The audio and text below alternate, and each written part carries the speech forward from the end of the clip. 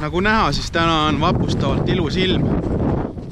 Aga teinekord on niimoodi, et see, mida sa visuaalselt näed, ei lähe absoluutselt kokku sellega, mida sa füüsiliselt tunned. Probleem on siis selles, et täna on siin -10 kraadi ja tuul on siin 10–12 meetrit sekundis. No siin puude vahel on natuke rahulikum, aga kui ma varsti sinna lageraba peale jõuan, siis ilmselt läheb päris karmiks ja selliste näitajate koosmõjul siis tajutav õhutemperatuur on seal kuskil -18, -19, midagi sellist. Mul oli 2 sellist matka eelmine nädal, üks oli tellitud matk, teine oli avalik matk. Huvilisi oli palju, see oli jälle positiivne ja samuti ma sain ka päris mitmeid mõtteid, et mida seal hakata siis ka edaspidi vaikselt muutma. Et mis puudutab edaspidiseid matku ja neid, mis kevadel tulevad, siis üks selline väike mõte, mille ma praegu julgen ka õhku visata, on see, et teha sellistele väga väikestele seltskondadele, seal 3-4 inimest, teha selliseid päris ehtsaid loodusmatkasid selles mõttes, et tõesti võtta binoklid kaasa, minna hommikul vara või õhtu hämaruses ja minnagi eesmärgiga siis mingisuguseid loomi püüda näha.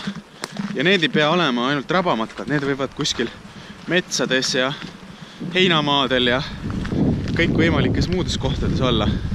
Ma arvan, et see oleks väga äge kogemus nii mõnelegi inimesele. Sest seal on muidugi see tingimus, et tuleb hästi vaikselt liikuda. Võt.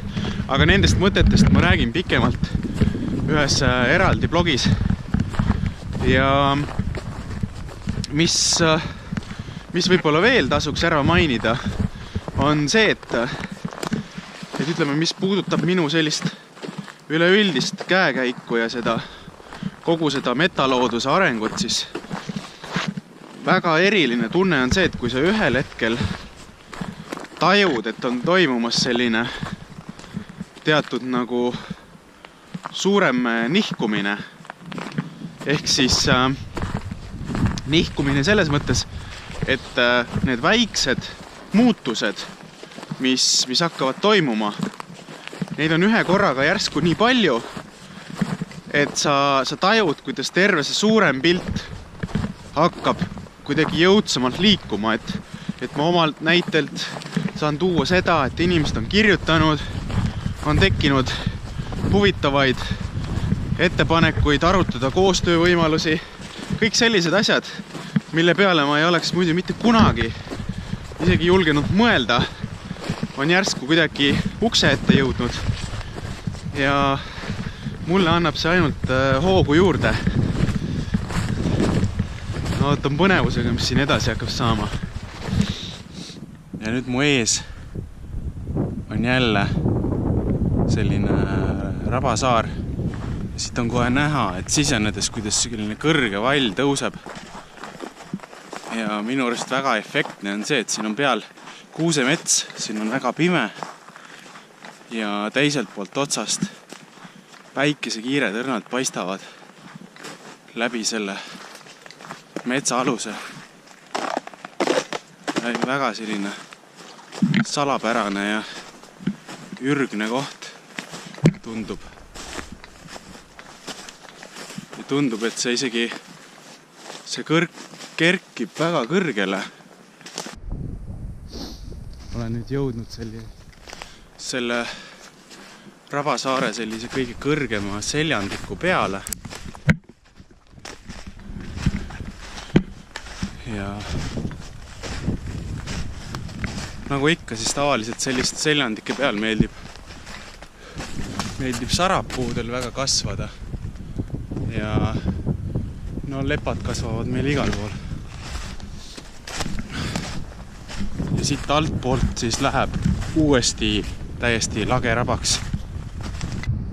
Tulin sealt Rabasaare pealt alla lageda peale. Ja vaadake nüüd, kus on ümberringi teisi rabasaari.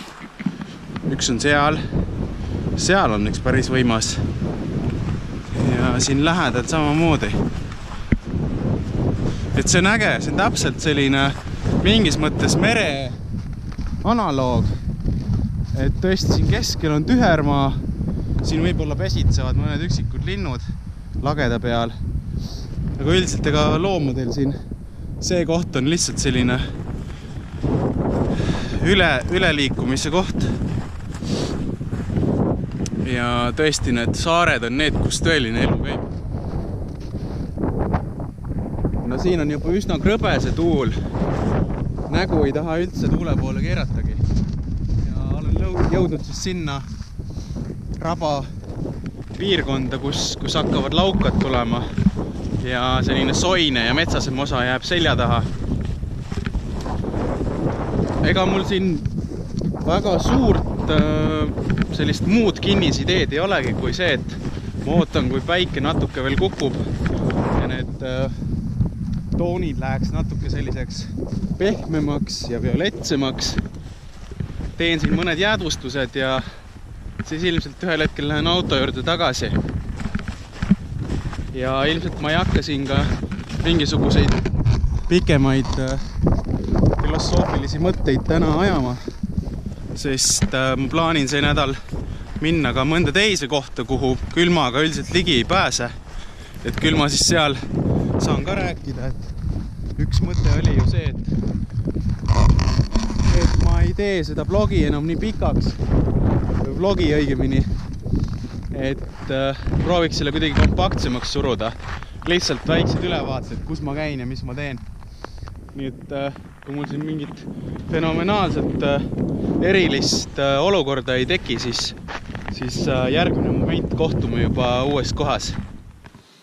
Miski pärast ma olin pärast viimast vlogi sissekannet täiesti veendunud, et täna me kohtume siis kuskil sooavarustes, aga elul on alati igasuguseid üllatusi varuks. Nimelt juhtus selline naljakas olukord, et põhimõtteliselt mul justkui paluti mitte käia ujumiseks ette nähtud kohas. Ehk siis vald tegi suvel ühe tiigi äärde, mis asub siit mõnisada meetrit eemal, siis avaliku ujumiskoha. Ja mina siis käisin seal samas avalikus ujumiskohas talisupplusega tegelemas. Aga nüüd tuli välja, et kohalik kool on otsustanud kaaperdada mu ujumiskoha ja sellest tiigist tehti siis selline uisuväli. Ja see tähendab seda, et seal uisutavad ka päris väiksed lapsed ning see, et ma seal oma auku niimoodi jäävabana hoian, see võib nad nagu ohtu seada. Ma ei hakanud seal midagi pikalt vaidlema, sest eks mingis mõttes on mul lihtsam see uus auk teha, kui riskida sellega, et mõni väike laps tõesti sinna sisse kukub. Niisiis, täna ma pidin metsapäeva ohverdama selle jaoks, et tulla siia ja hakata endale uut auku siis sisse raiuma. Väga lihtne oleks olnud seda teha mootorsaega, aga mingisugune emotsioon peab ka asjast jääma, nii et ma hakkan ikkagi kangiga seda asja siia sisse lõikuma. Eks ole näha, kas kukun ise ka sisse või mitte.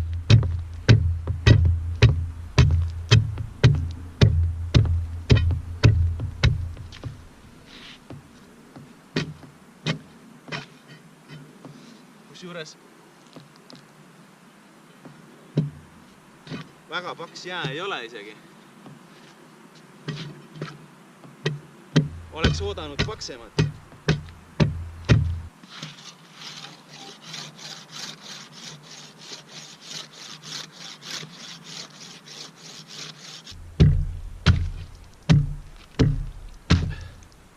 Kujutan ette, kui sitked ja vormis võisid inimesed olla kaugetel aegadel.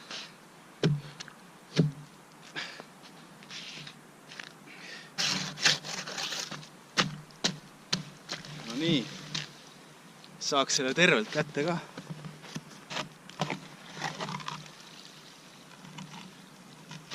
Lihtsam on vist kuskil alla lükata.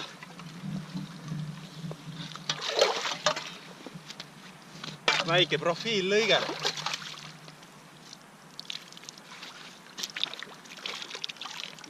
Korralik jää ikka.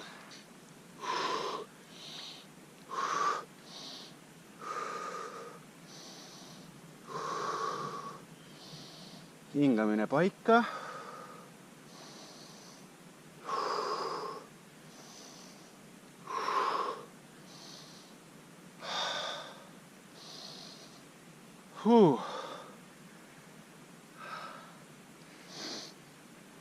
Ütleme nii, et natuke teistmoodi kui seal spordihalli juures.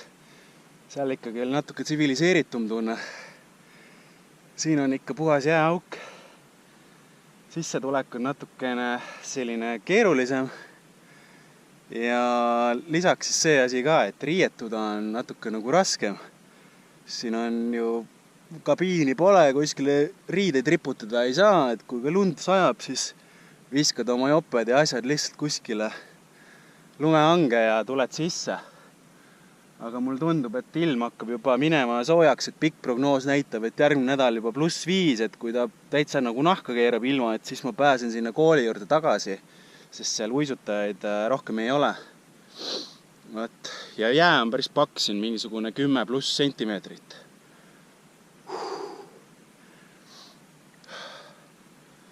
Iga päev ma seda sellist peaga vee all asja ei tee, aga kui on tuulevaikne, siis ma vahel ikka teen sellist täieliku restardi ka.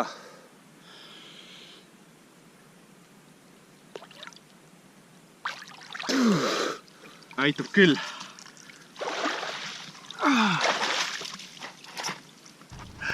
Natuke luhta on läinud see nädal mingis mõttes. Ühest küljest on väga palju häid asju tehtud. Sain üks päev kokku siin teiste kohalike matkakorraldajatega. Panime pead kokku, arutasime natuke võimalusi, et kuidas seda Raplamaad natuke rohkem pildile tuua ja kuidas üheskoos inimestele midagi sellist paremat pakkuda, luua mingisugust lisaväärtust.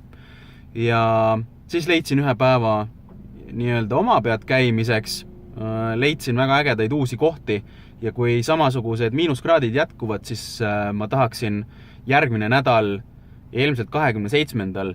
viia ka ühe grupi sinna oma avastatud kohta. Ja eile käisin SEO koolitusel, et siis saada natukene targemaks just selles vallas, et kuidas oma sellise blogi poolega ka otsingumootoritest natukene paremini nähtavale tuua.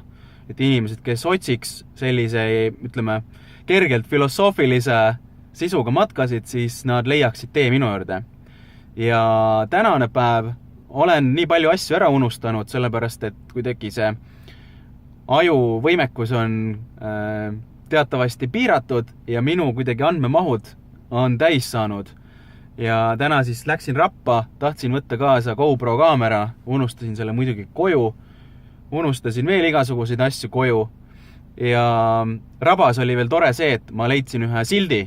Silt ütles siis seda, et 11. jaanuari õhtul keegi oli jätnud oma kindad sinna kuskile raba äärde.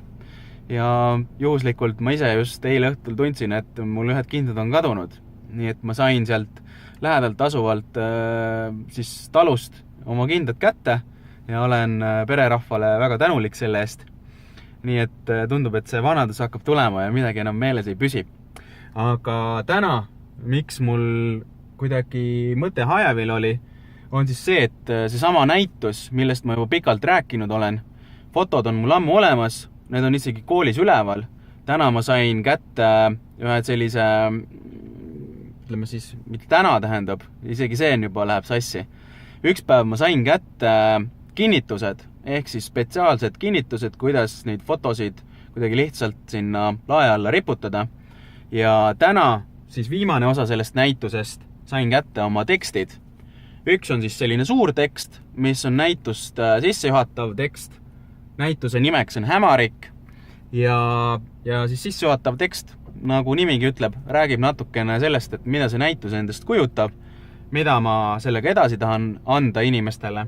Ja lisaks siis need väiksemad sellised piklikud tekstid, need on siis mõeldud fotode juurde, mis räägib siis natukene rohkem lahti seda, mida seal foto peal on kujutatud. Nii et mina siis võtan kodust veel oma need kinnitused kaasa ja lähengi siis Rapla Vesiroosi gümnaasiumisse seda näitust üles panema. Ja selline saab siis minu neljapäevane päev olema. Enne käisin Keava rabas jälle ja kuna miinuskraadid on nii head tööd teinud, et räätsasid pole enam vaja, siis leidsin jällegi igasuguseid uusi rabasaari ja kohti, kuhu ma laupäeval siis juba inimesed matkama viin. Ja pühapäeval lähen Marimetsa rabasse. Marimetsa rabas siis teen JCI Haapsalu kojale väikese loodusfilosoofilise loodusmatka siis seal samas raja peal. Vot nii, aga järgmisel hetkel kohtume juba kuskil linnurabas, ma arvan.